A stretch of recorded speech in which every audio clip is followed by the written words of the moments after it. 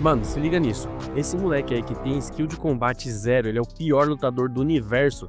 Pode ser o cara que vai salvar o mundo dos demônios. E é capaz dele conseguir fazer isso sem nem suar, viu?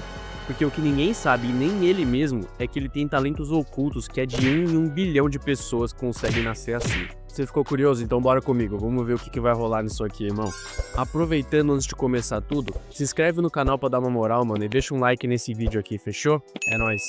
Kurt e o grupo vão de carruagem pro povoado fronteiriço, antiga base militar na divisa da Terra dos Demônios. Alice repara que não tem nenhuma pedra de teleporte na região. O Kans acha que o time do Sakura deu sorte de entrar no plano, mas a Yulisha diz que recrutou pensando nas habilidades dele. A Sina tá desconfiada e promete que vai proteger os dois. Chegando lá, o Kurt conta que já consertou as muralhas dessa cidade, mas que ele foi demitido em 3 dias de trabalho. Ele estranha a falta do progresso depois disso. A Yulisha mostra o terreno vazio onde será o ateliê, e o Kurt diz que consegue levantar tudo em 3 dias, deixando o pessoal em choque. E a Yulisha, confiante, promete que vai arrumar todos os materiais que ele precisa.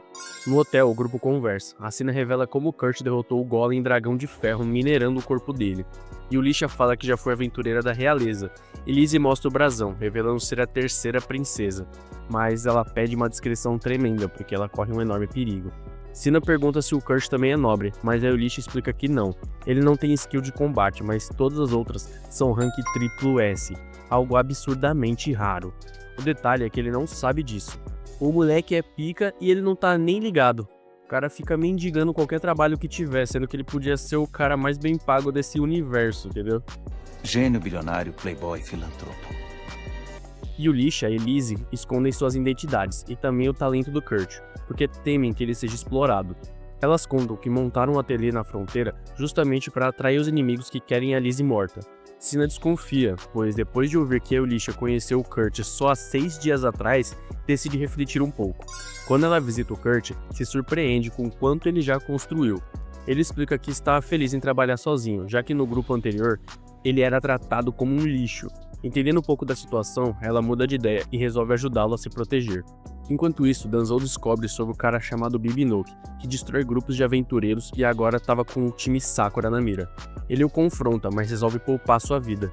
Bandana, a informante, nota que Bibinoke é levado pelo grupo Phantom, ligado a Mímico.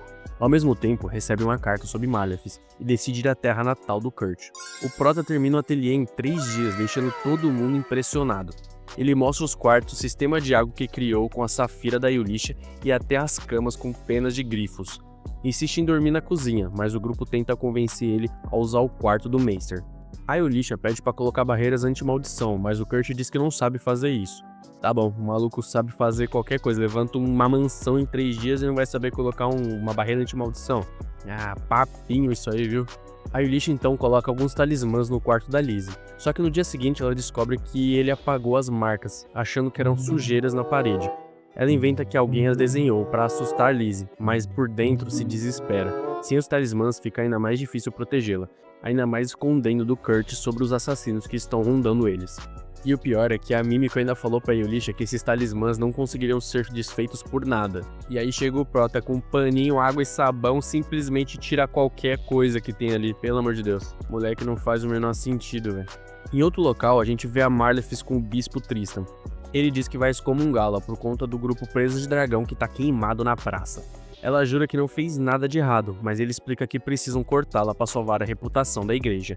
Mesmo triste, aceita quando Tristan dá uma chance, completar uma missão, e se caso a missão der certo, ela não vai ser excomungada e ele ainda vai passá-la para sacerdotisa.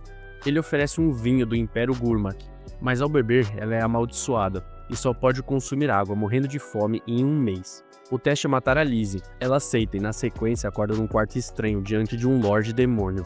Enquanto isso, Yulisha estranha a Lizzie ainda não ter sofrido nenhuma maldição, mas relaxa ao saber que a Mímico armou uma rede de defesa para ela. E a nossa diarista, o Kurt, continua encantando todo mundo com as suas comidas. Lizzie até brinca que, se for amaldiçoada de novo, quer ser curada com as delícias dele. Safadinha. Deixa de ser safada. Eu não tô sendo safada! Nesse momento, o mago tenta lançar a maldição nela, mas o feitiço reflete e ele só brilha todo, sem entender nada. O maluco foi lançar uma maldição e virou o Edward do Crepúsculo. O Kurt revela que a mansão foi ajustada para refletir maldições. Yulisha corre para contar a Mímico, enquanto o Kurt fica cuidando da Lizzie. Do outro lado, o general Allred prevê aquele ataque de monstros. Mas o vice Generic confia nas muralhas, principalmente a parte consertada pelo Kurt. Phantom encontra um mago brilhando e leva para Mímico. Ophélia explica que o refletor de Kurt é tão overpower que funciona até em mortos. A Yulisha acha perigoso expor ele demais, mas antes que eles consigam discutir, o sino toca e um exército de esqueletos se aproxima do lugar. Allred dá a ordem de lutar até o fim e Generic foca na evacuação. E eles logo percebem que os esqueletos somem ao tocar nas muralhas reforçadas pelo Kurt. Enquanto isso, o Lorde Demônio força a Marlefis. Ele está consumindo toda a sua mana e até mesmo a sua alma para conseguir invocar mais monstros nas ruínas.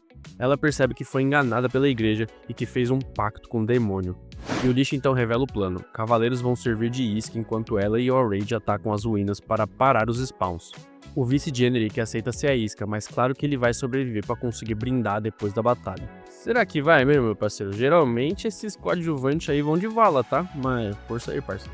No meio da batalha, Yulisha joga um cristal mágico que purifica centenas de esqueletos de uma única vez, deixando todo mundo incrédulo. Ela e Allred avançam para as ruínas. Kurt, triste por se sentir inútil mais uma vez, tenta forjar uma cópia da espada do Danzo, mas fica só de rank D. Lizzie aparece e acha linda, e ele acaba dando a ela. Eles conversam e ela confessa os dois que estão em apuros por conta dela. E o Kurt, viajando na maionese, começa a ligar pontos que nem existem. As ruínas de Lapita são um lugar perfeito para o inimigo que desenhava as marcas na mansão.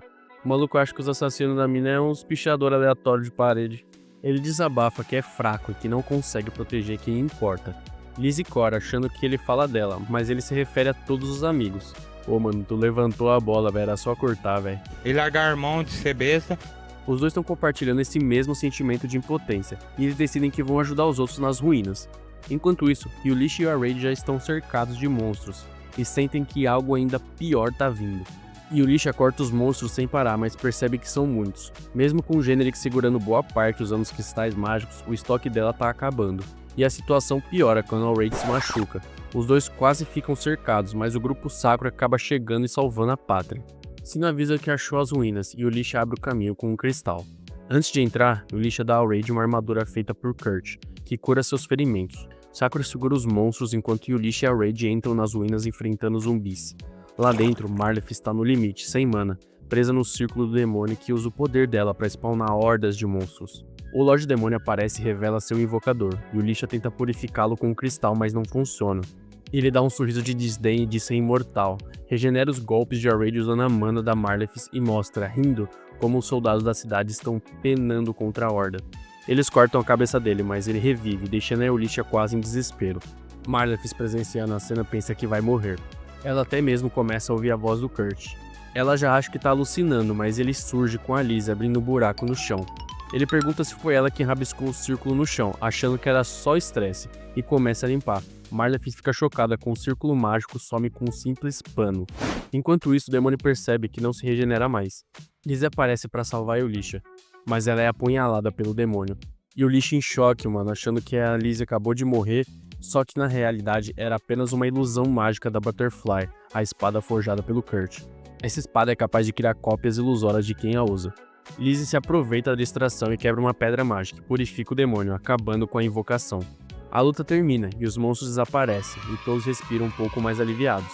Yulisha agradece a Lizzie por ter ajudado, e Allred reconhece que eles só estão vivos por conta dela.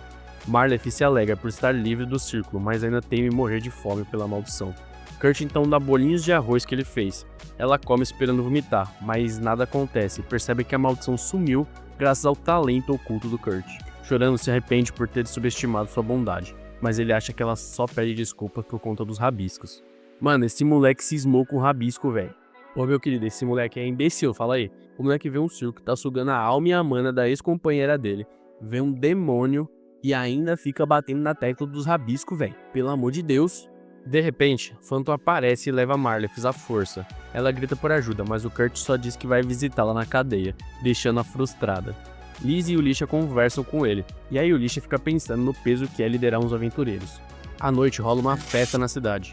Kurt estranha o pessoal devorar sua comida tão rápido, mas o Allred explica que ela é tão boa que não dá pra simplesmente parar de comer.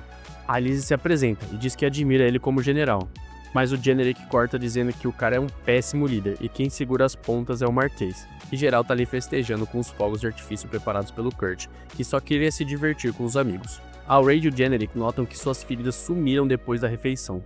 Mas o Kurt acha isso normal, afinal, comida boa cura as pessoas, certo?